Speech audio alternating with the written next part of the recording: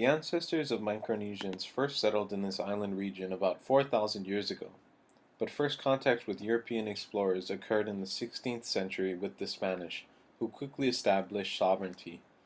Spain sold the islands to Germany in 1899 under terms of the German-Spanish Treaty of that year. Micronesia became occupied by the Japanese in September 1914, and during World War I, many German territories in the Pacific were conquered by Japan, who fought on the side of the Allies during World War I. World War II brought an abrupt end to Japanese administration, and by the war's end, infrastructure had been laid waste by bombing, and the island people had been exploited to the point of impoverishment. After World War II, the UN created the Trust Territory of the Pacific Islands, or TTPI, with the U.S. accepting the role as trustee. As trustee, the U.S. was to promote the economic advancement and self-sufficiency of the inhabitants. However, beyond the war, the U.S. continued exploitation of Micronesian lands for commercial and military use. In 1979, the Constitution of the Federated States of Micronesia was ratified, and Micronesia began a path towards self-rule. In search for more job opportunities and better education, some Micronesians migrated to places such as the Marshall Islands, Palau, and the Commonwealth of Northern Marianas Islands. In 1986, the Federated States of Micronesia signed the Compact of Free Association with the United States. The Compact of Free Association allowed Micronesians to migrate to the United States and its territories for free, and it helped to improve their overall economy. With this signing, it led to a dramatic increase in the number of people leaving Micronesia. More Micronesians were already preparing to leave prior to this signing due to unemployment, but they used this opportunity and instead migrated to Guam, Hawaii, and the United States mainland. Three policies are responsible. The United States infused funds and developed a wage economy, but this undermined the sustainable economy which existed prior to the 1960s. The importance of money increased, and by the late 1970s, fewer households produced their own food, thus the need for wage employment increased. Household members decided to migrate to the growing population centers where jobs were available. The policy of universal education and the development of the education infrastructure led to an academic explosion in the 1970s. There was a large increase of high school and college graduates. Many Micronesians saw education as a way to gain employment in the growing economy. After the four states of the FSM declared independence, the FSM economy shrank and suffered the loss of jobs due to the reduced funds from the U.S. Many former migrants returned to their homelands.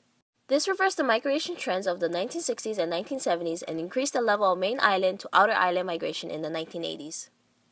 Foremost, this created a population in the FSM that was increasingly wage-dependent, educated, unemployed, or underemployed.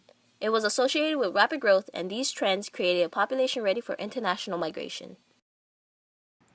As legal residents but not citizens, COFA residents can work, study, and receive medical treatment in the U.S. but are required to pay local, state, and federal taxes.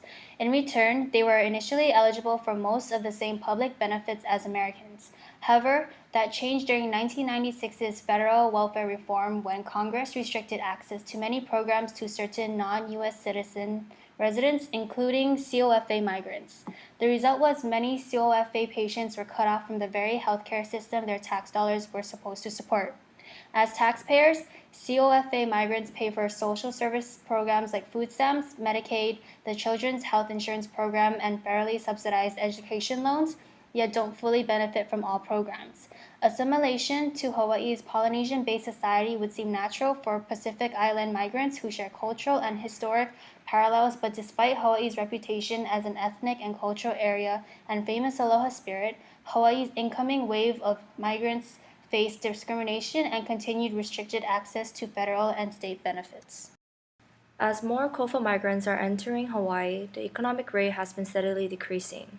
Hawaii has spent approximately $164 million to support the COFA migrants. However, it is simply not enough. Former Hawaii Governor, Republican Linda Lingle, mentioned how the cost of paying for the health care has been bankrupting the state because 40% of the money given from the federal government has gone to health care and human services.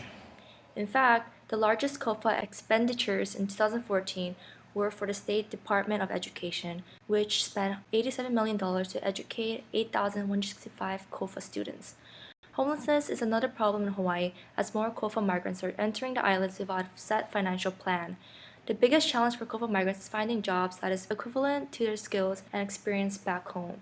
In 2010, Charles Diju, former GOP congressman from Hawaii, displayed some ignorant discrimination towards the Kofa migrants. That year of November, after losing to his Democratic opponent in a press release, he said, "For too long, the taxpayers of Hawaii have had to bear disproportionate burden in providing social services for Micronesian citizens." It is estimated that while Micronesian citizens make up less than 1% of Hawaii's population, they consume over 20% of our social services. U.S. Rep. Mark Takai, a Hawaii Democrat, introduced the Compact Impact Aid Act of 2015, proposing to increase the total impact funding for both Hawaii and Guam from $30 million to $185 million. It would also be adjusted to account for increasing migration rates. However, Micronesians switching to the Federal Affordable Care Act Obamacare is projected to save Hawaii $29 million in healthcare costs for KOFA citizens. Governor David Ige has a different approach. He believes Hawaii has an obligation to KOFA citizens that must be honored. He said that the people of Hawaii are compassionate and they do believe that everyone should have access to healthcare and education. And so yes, we are providing the services. Is it painful? Yes, it is, he says. But I do believe that the majority of people support providing educational and health services to these migrants from the Federated States and Palau and the Marshall Islands. Groups such as KOFA Can, We Are Oceania, and the Micronesian Community Network have been working to address healthcare issues. Recognizing the importance of the advocacy groups, Ige says his administration has stepped up outreach to Micronesian organizations in Hawaii and to the leaders of the KOFA nations to find better ways to address the needs of migrant citizens.